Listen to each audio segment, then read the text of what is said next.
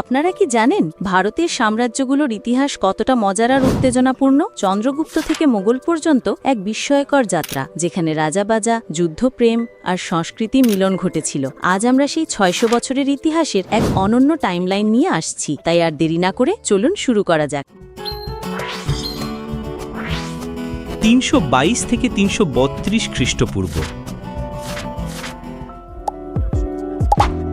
৩২২ খ্রিস্টপূর্ব কি ঘটেছিল? চন্দ্রগুপ্ত মৌর্য প্রতিষ্ঠা করেন ভারতের প্রথম বৃহৎ সাম্রাজ্য, মৌর্য সাম্রাজ্য। কেন গুরুত্বপূর্ণ? এই সাম্রাজ্যের হাত ধরে প্রথমবারের মতো ভারতবর্ষ একটি কেন্দ্রীয় শাসন ব্যবস্থার স্বাদ পেল। মূল তথ্য: নন্দবংশকে উৎখাত করে চন্দ্রগুপ্ত ক্ষমতায় আসেন। চাণক্য বা কৌটিল্যের বুদ্ধিতে গড়া হয় এক শক্তিশালী প্রশাসন। রাজধানী ছিল পাটলিপুত্র, বর্তমানে পাটনা। মতামত: ভাবুন তো, ভারতের ইতিহাসে প্রথম মেগা বস মঞ্চে এলেন। তথ্য: ভারতীয় রাষ্ট্র ব্যবস্থার শেকড় গেঁথে গেল এখান থেকেই। ২৬৯ থেকে ২৩২ খ্রিস্টপূর্ব কি ঘটেছিল? সম্রাট অশোকের শাসনকাল, ইতিহাসের অন্যতম আলোচিত পর্ব। কেন গুরুত্বপূর্ণ? কলিঙ্গ যুদ্ধের পরে অশোক বৌদ্ধ ধর্ম গ্রহণ করেন এবং সাম্রাজ্যকে সর্বোচ্চ শিখরে পৌঁছে দেন। মূল তথ্য: কলিঙ্গ যুদ্ধে বিপুল রক্তপাত অশোককে ভেতর থেকে বদলে দেয়। ধর্ম অর্থাৎ নীতিবোধ আর অহিংসার বার্তা প্রচার করেন। হাজার হাজার স্তূপ ও শিলালিপি নির্মাণ করেন। মতামত: যুদ্ধবাজ থেকে শান্তিপ্রিয় বৌদ্ধ সম্রাট, একদম লাইফের গ্লো আপ। তথ্য: অশোকের নীতি নির্ভর শাসন ও বৌদ্ধ ভাবনা ছড়িয়ে পড়ে গোটা এশিয়ায়। ১৮৫ খ্রিস্টপূর্ব থেকে ৩২০ খ্রিস্টাব্দ।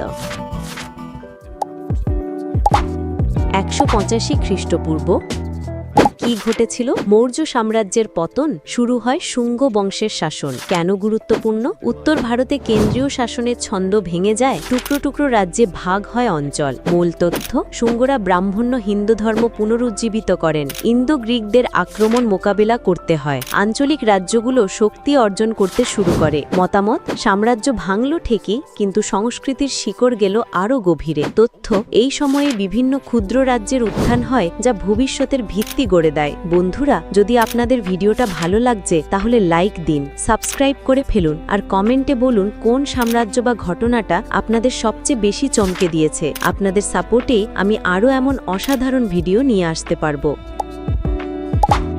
৩২০ খ্রিস্টাব্দ কি ঘটেছিল? চন্দ্রগুপ্ত প্রথম প্রতিষ্ঠা করেন গুপ্ত সাম্রাজ্য। কেন গুরুত্বপূর্ণ? এই সময়কে বলা হয় ভারতের সোনালী যুগ। বিজ্ঞান, সাহিত্য আর শিল্পকলায় অগ্রগতি চূড়ায় ওঠে। মূল তথ্য: আর্যভট্ট, কালিদাস মতো জ্ঞানী গুণী জন্ম নেন। শূন্য ও দশমিকের ধারণা প্রতিষ্ঠা পায়। হিন্দু ধর্মের পুনরুত্থান হলেও বৌদ্ধ ধর্ম টিকে থাকে। মতামত: জ্ঞান আর সৃষ্টিশীলতায় যেন একটা প্রাচীন রেনেসা। তথ্য: গুপ্তদের প্রশাসন ছিল অত্যন্ত সংগঠিত ও সামরিকভাবে শক্তিশালী। ১১৯২ থেকে ১৫২৬ খ্রিস্টাব্দ। ১১৯২ খ্রিস্টাব্দ কি ঘটেছিল? তারাইন যুদ্ধের মাধ্যমে কুতুবউদ্দিন আইবক প্রতিষ্ঠা করেন দিল্লি সালতানত। কেন গুরুত্বপূর্ণ? ভারতে মুসলিম শাসনের সূচনা হলো, যা কয়েক শতক ধরে চলবে। মূল তথ্য: পৃথ্বীরাজ চৌহান হেরে যান মোহাম্মদ ঘুরির বাহিনীর কাছে। নতুন স্থাপত্য, সংস্কৃতি ও প্রশাসনিক ধারা আসে। মুঘল সাম্রাজ্যের পথ প্রশস্ত হয়। মতামত: নতুন পর্বের সূচনা। দুর্গ আর মিনার মাথা তোলে দাঁড়ায়। তথ্য: ভারতীয় এবং ইসলামিক সংস্কৃতির মিলন শুরু হয় এই সময় থেকেই। ১৫২৬ খ্রিস্টাব্দ কি ঘটেছিল? বাবর পানিপথের প্রথম যুদ্ধে ইব্রাহিম লোদিকে পরাজিত করে প্রতিষ্ঠা করেন মুঘল সাম্রাজ্য। কেন গুরুত্বপূর্ণ? ভারতে রাজনৈতিক স্থিতিশীলতা ও সাংস্কৃতিক মিলনের নতুন অধ্যায় শুরু হয়। মূল তথ্য: বাবর ভারতে যুদ্ধে আগুনের অস্ত্র, গান পাউডার ব্যবহার শুরু করেন। আকবর, জাহাঙ্গীর, শাহজাহান, আওরঙ্গজেবের শাসনে সাম্রাজ্য প্রসার পায়। তাজমহল সহ অসংখ্য স্থাপত্য মুঘল আমলে নির্মিত হয়। মতামত: ভারতের ইতিহাসে এক রাজকীয় অধ্যায়, যুদ্ধপ্রেম আর প্রাসাদে ঠাসা। তথ্য: মুঘল যুগ ভারতের সংস্কৃতি, শিল্প ও রাজনীতিকে এক নতুন রূপ দেয়।